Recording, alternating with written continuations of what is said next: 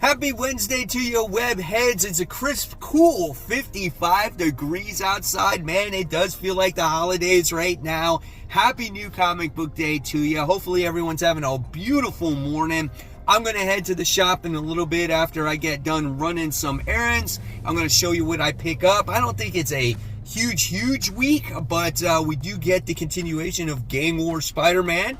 We'll see what happens. We do have Transformers. So, yeah. Whatever I pick up, you'll see in a second. Welcome to Spider Slayer's Comic Book Haul, episode 615. The video series where each and every week I share with you guys what I pick up at my local comic shop, which is Comic Central, located in the city of Sanford. So like always, guys, if you're ever in the Central Florida area visiting Disney World or whatever, and you want to stop by, go ahead and do it. Tell them Mike Spider Slayer sent you. You won't be disappointed. All right, guys. So before we truly dive into this haul now, I just got to give a quick shout out to Mark Spears, who has his Kickstarter going on. It's called Mark Spears Monsters. I have the preview video for you to check out, and there's a link in my description box below. Let's check out the preview video before we get started.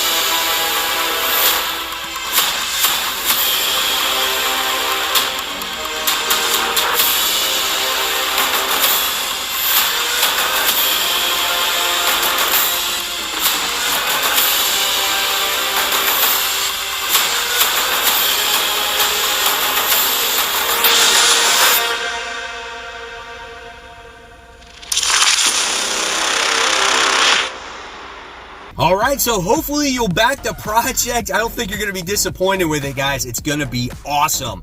All right, so here we go. Mysterious black bag inside her Flo's comic books. You can see right there, it's a fat stack and loaded with gimmicks and foils and incentive covers. I did a comic video on bad habits. Yep, not good habits this week.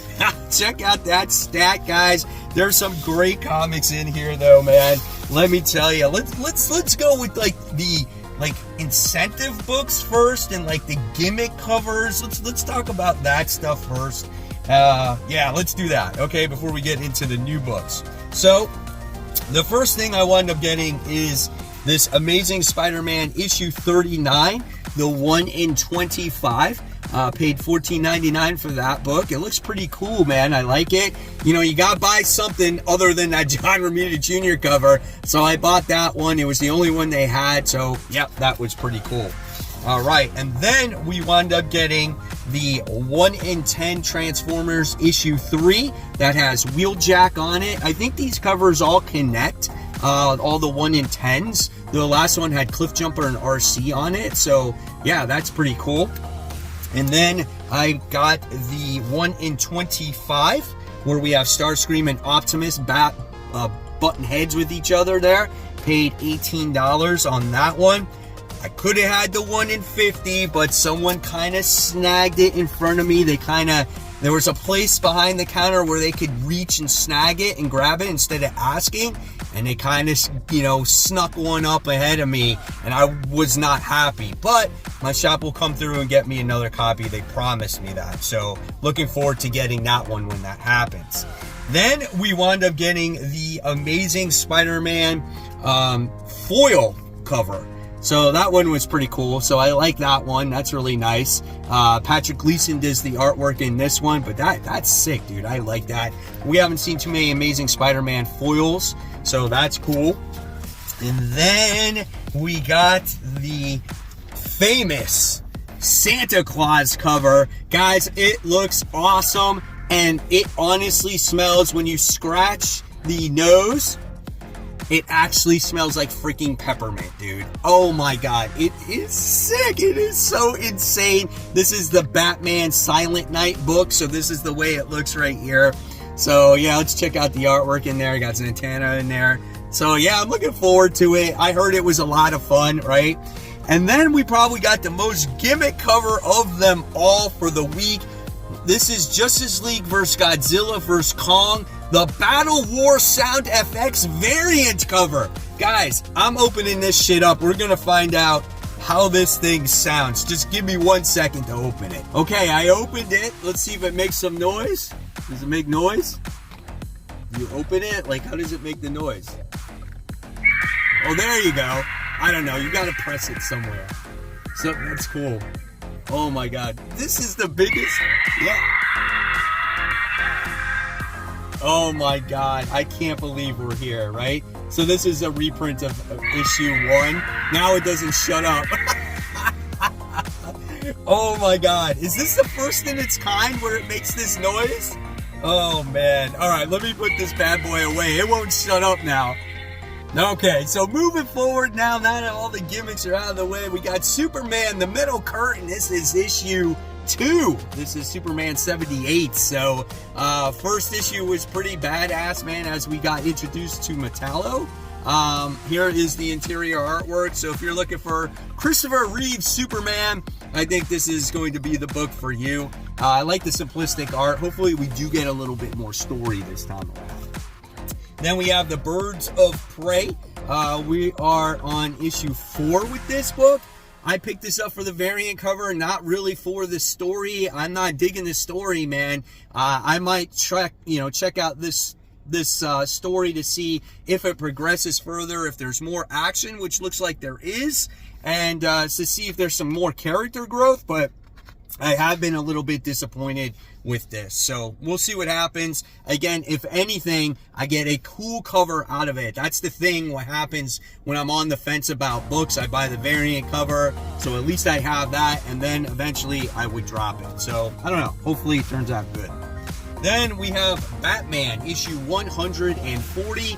They started putting legacy numbering on their books as well. So we're on legacy numbering 905. This is the continuation of that Joker story. So yeah, there's that. Artwork looks good because the artwork is done by Jorge Jimenez. We got the Batman Zerar, or whatever his name is, that has come out, and now it looks like he's going to be battling the Joker going forward. And then how does Batman make his return? I don't know. Who knows? We'll see. All right. And then, like I said, we have the Batman Santa Claus Silent Night. This is the main cover, so I don't mess up that scratch and sniff smell that's going on in that book. I did show the artwork previously, so here's a little bit more. So yeah, definitely looking forward to that story. Then I said I wasn't going to do it, but I didn't have a lot of number 1s to read, so I did get a tie-in. I did not get both, but I got Titans Beast World Tour Metropolis. I felt like out of the two, I might actually like this one more than the Amanda Waller one. And when I looked at it, the artwork looked really good in this book. I thought it was awesome looking, and it had to deal with the Superman family, and I feel like a lot of their focus has been on the Superman family, so I think it might be good. Lots of action here, and that's what I like, man. So yeah, we'll see. I'll keep my fingers crossed that this tie-in is actually good. You guys keep making fun of the way I say this.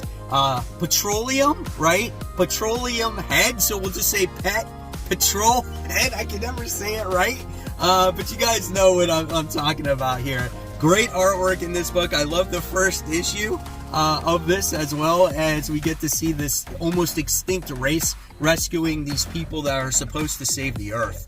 And then you got like these RoboCops like following them and stuff like that. Great artwork, man. Very explosive in your face. I'm looking forward to it. All right, then we got more Marvel here. We got The Fall of X. We have X-Men. This is issue 29. Dr. Doom is leading his own team of mutants. That could be a lot of fun, right? The artwork looks good in it. The last couple issues of X-Men just wasn't all that great, so hopefully everything picks up here. I mean, you kind of can't go wrong with Dr. Doom, right? We got Wolverine in there, so yeah, we'll see what happens. All right, and then we have Venom. This is issue 28. I got 2 covers of that. So I got, of course, the Spider-Man 2 variant right here. So it has the Tokusatsu suits. I probably said that wrong. And then I have the main cover where Widow is a major player in the story right now. Artwork is pretty good. A lot of heavy inks in this one, right? But yeah, not bad. I wouldn't say it's the greatest, but it's okay, man. I wish Venom would just go back to the way Venom was, right? It's like those Lethal Protector books, but it's pretty good. All right, and then we go on to Transformers issue 3. So we wound up getting this cover, and then we also wound up getting the main cover, which I really like this cover just because Soundwave is on it. That's really the only reason why. And Rumble and Laserbeak and Ravage is battling Optimus Prime. Let's check out a couple of pages here without really spoiling anything. I know a lot of people are enjoying this book and they want to read the whole thing, but look at that, guys. Oh my gosh, that is so much fun right there. So good. All right, and then we have Thunderbolts issue 1. So there's a new Thunderbolts team there. We got the Winter Soldier on the cover, and it looks like Red Skull is on the ground as well. This one's written by Jackson Lansing and Colin Kelly. So let's check that out. Look at that. What is that, man? It's the Destroyer Run. That's what it says right there. These people are terrified.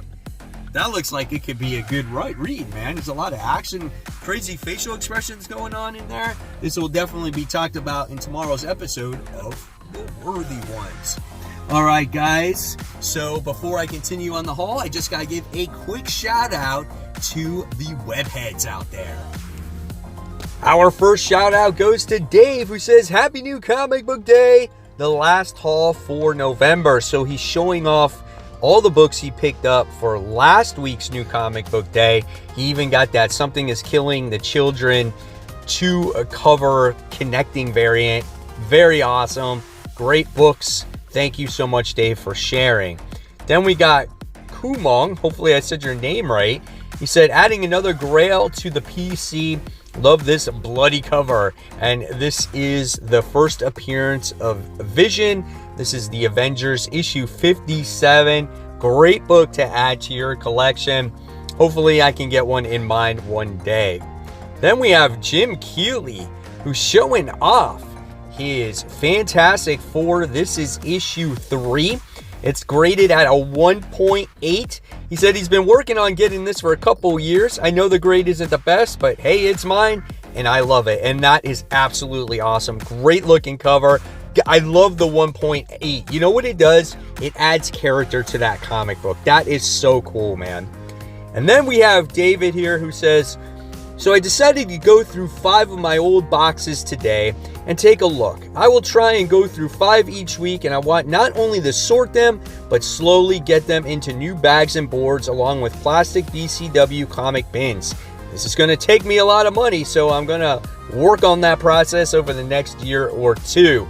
That's pretty cool, man. He's showing off some of the stuff he pulled out. Got some cool JSA stuff in there.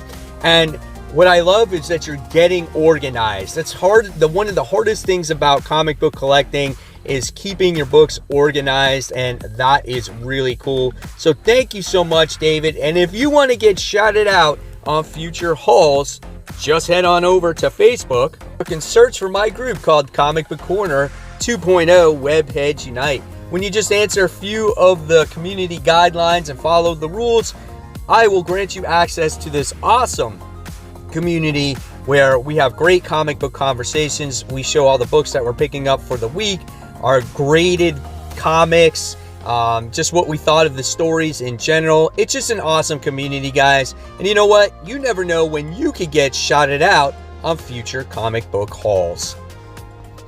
Another new #1 comic this week is The Sentry. This is issue 1. This could be a very interesting book. This is a story about the Sentry after he died, and now all of a sudden all these random people are getting the powers of the Sentry. Who will live? Who will die? Who will be the next Sentry? I'm sure we'll find out. So I am excited for this book. I don't think we've seen a Sentry book for quite a while here, and yeah, there's a lot of story going on in here, but I'm not sure what we can expect. Hey, we got an advertisement for Jackpot, so let's see what happens there. All right, so speaking of Iron Man, we have Iron Man issue 13 now, continuing his team up with Emma Frost. He's gone searching for this medal that was on Krakoa to defeat Orcus's Sentinels. Riri Williams has teamed up with him now once again, and she's got the 10 rings. A lot of good stuff going on in this book. This book has always been made to focus around the fall of X. That's my at least my opinion of it. And I feel like when the whole fall of X is over with, I don't know if the book is going to continue. It might end. So just my thought process there. I'm curious what you guys think of that. We got Iron Man in his cool stealth armor. And then here we got Emma Frost in her diamond form, looking nice. So yeah, that's pretty cool, man. Looking forward to it. And then I got this new book from Oni. And this is Invasive. I don't know, guys. I picked it up for the show. That's basically what it is. I don't know if this woman is sick and she recovers and she gets powers. I don't know what it's about. But I like these horror books, apocalyptic books. We'll see if it's worth the read. I'll let you know on the next episode of Worthy Ones on Thursday. Then we have the continuation of The Hunger in the Dusk. I have to still read issue 3. Never got around to reading it, but it's good now. I can read issue 3 and 4 together. This is a solid story here by G. Willow Wilson. The mythos behind all these characters is really interesting as well. I mean, it's cool, man. It's awesome from what I remember. It's been quite a while since I read issue 1 and 2, and I might have to go back and read the whole thing to tell you the truth. So there we have it, issue 4. All right, then we have the continuation of Daredevil. This is issue 4. Looks like he's going to be doing battle against Bullseye. So for the first time in a little while, he's regained his memories. He's going out on the streets. Check out the artwork inside. I'm curious to hear what you guys think of the newest run on Daredevil since we had Chip Zdarsky leave. All right, and so yeah, I don't know, man. It's like Matt Murdock is under fire right now because he's supposed to protecting these kids in this church, and he's going out in town. He doesn't seem like he's all attentive in it, and it's just like he runs the risk of losing all those kids. So you got him dealing with the streets, you got him dealing with his normal life, so he's got to try to balance that whole situation. All right, then we have issue 1 of, is it Bloodrick? I can't even read that because of the trade dress. It's called Bloodrick, the backstory part 1. Yeah, I mean, there's this. So I remember putting this on my FOC because I always like to try new Image comic books, and the way this one is written, it's a little bit different, right? So it looks like it's about this barbarian going on some weird adventure. So I don't know, man. Like I said, you never know which one can catch fire, right? Here we go. We got the Avengers issue 8.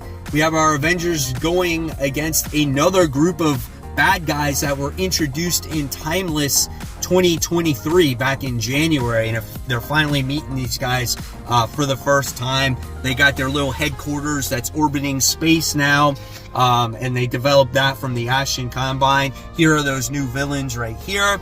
So yeah, we'll see how this book continues. I think Jed McKay's been doing a pretty good job with this book. I feel like he's done better than Jason Aaron did. So yep, that's the Avengers issue 8.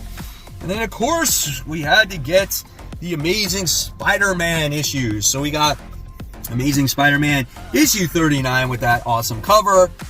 Not really. And here is the interior artwork as we have the initial beginnings of the gang war happening in full effect right now, right? We got to see kind of the setup in First Strike, and now it looks like everyone is going balls to the walls action here when it comes to this gang war. Here it is. Here's the art that you can expect. So remember, it's John Romita Jr. It's not Patrick Gleason. It's not any of the other artists here. He's still got Randy in the hospital because he got shot. So yeah, we'll see, guys. We'll see. I'm hoping the story is really good. Then I got the regular, I guess the other variants to it. And then I got the 100 Years of Disney, X-Men, That's pretty cool, though. You gotta love Donald Duck as Wolverine. He's got freaking marshmallows on his claws. That's so freaking sick. Oh, God. So there you guys have it. There is the haul for the week. Hopefully you enjoyed all the gimmicky covers. I want to know in the comments below what you guys picked up for the week. And, of course, guys, if you love the content, I'm going to leave you more content right here. This is my top 10 most anticipated for next week. And, guys, as always, keep buying, keep collecting, support the local comic shops, and always remember to read your comics. Guys, I'll see you real soon. Take care. Bye.